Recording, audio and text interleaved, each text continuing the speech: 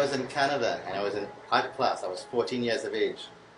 And at that time, I didn't think there was any chance of my dream materializing as a pilot. And I saw this in a magazine and I actually cut it out. And this was over 30 years ago.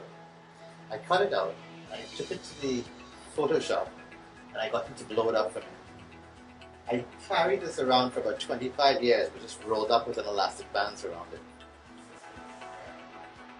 Life is not always what you see on the surface.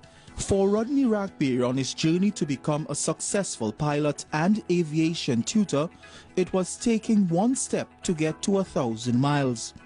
His story is one of determination and following your dreams despite what may come your way. It was always my dream to be a pilot, and it was always my dream to come back home. And by the grace of God, both of them materialized. I learned how to fly in Canada at the age of 30 years old.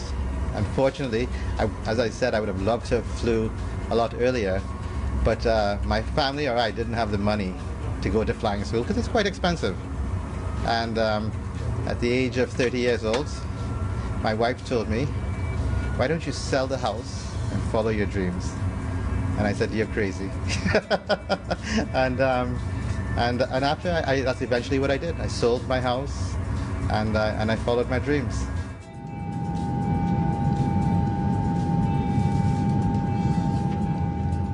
With over 15 years across the skies, Rodney works the London route for Caribbean Airlines. He recalls the moments when his passion to fly overcame him. Rodney recalled one of his everlasting moments. I'm on the highway and I'm driving at any point in time and I see planes. I was just in another world. But especially at that time, Biwi had flown the L-1011s. And I remember seeing it coming in on approach early in the morning.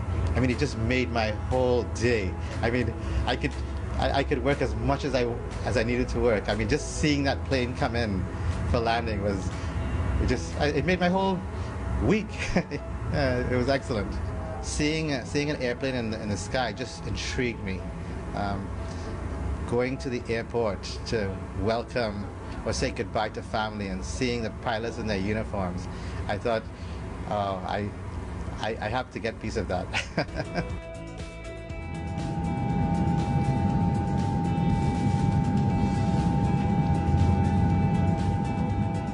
With Rodney overcoming his many struggles, he is now giving back to many of our locals after launching a school for aviators in Piarco.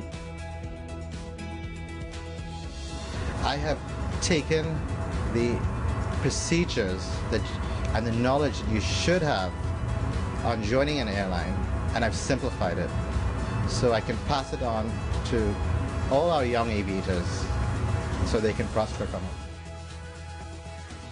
Otto Carrington, CNC3 News, Piarco.